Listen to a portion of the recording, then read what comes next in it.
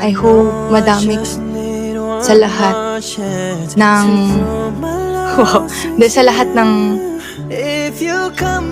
moments, lahat ng pinagsamahan. I hope madami kang natutunan. And I hope na bakit ganun yung feeling? Hindi, kahit na hindi na tayo magkasama, sana mag-grow ka, diba? And